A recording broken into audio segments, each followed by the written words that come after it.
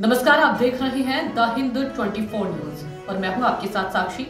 आइए नजर डालते हैं आज की बड़ी खबरों की ओर। भाजपा का मालदा जिला कार्यालय मुर्शिदाबाद हिंसा से प्रभावित हिंदुओं के साथ खड़ा है। भाजपा के प्रदेश अध्यक्ष एवं केंद्रीय मंत्री सुकांत मजूमदार ने नियंत्रण कक्ष की शुरुआत की।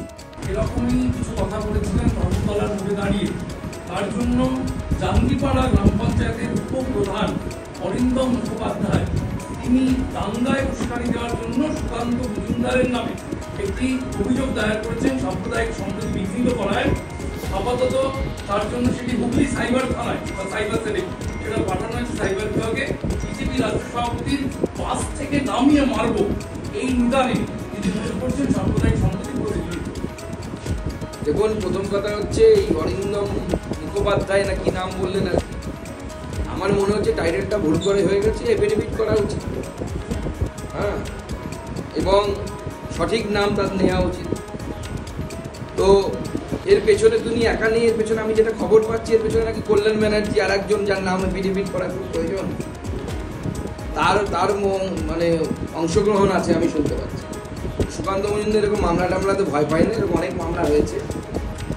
অরিন্দম মুখার্জির মতো লোকেদের কাছে ধর্মের থেকে পয়সাটা বড় মাল কামাতে পারবে পঞ্চায়েত। প্রায় 200-250টি পরিবার প্রথমে নিয়েছিল, তারপরে আস্তে আস্তে পুলিশ এবং জেলা প্রশাসন তাদেরকে বাড়ি ফেরানোর জন্য হঠাৎ করে উদ্গ্রীব হয়ে গেছে। উপর থেকে তাদেরকে নির্দেশ দেওয়া হয়েছে যে যেহেতু এটা গোটা ভারতবর্ষের সামনে চলে গেছে আর মমতা বন্দ্যোপাধ্যায়কে তার ইন্ডি গঠবন্ধনের লোকেরাই চিঠি করছে, গোটা ভারতবর্ষের লোকেরা তো অবশ্যই করছে। তো স্বাভাবিকভাবে মমতা বন্দ্যোপাধ্যায় তার ডিজি পুলিশ আদরের সন্তান রাজীব কুমারকে এখানে পাঠিয়েছে, আপনারা জানেন। তো তাকে নির্দেশ দিয়েছে কোন যেন তেন প্রকারে এই যে রিফিউজি ক্যাম্প, এই রিফিউজি ক্যাম্প যেন তেন প্রকারে বন্ধ করতে হবে। তাই ক্রমাগত চাপ দেওয়া হচ্ছে তাদেরকে ছেড়ে চলে যাওয়ার জন্য। এই মুহূর্তে 70-75 খানা পরিবার অবশিষ্ট আছে যারা পাল্লালপুর স্কুলে এখনো আশ্রয় নিয়ে আছে।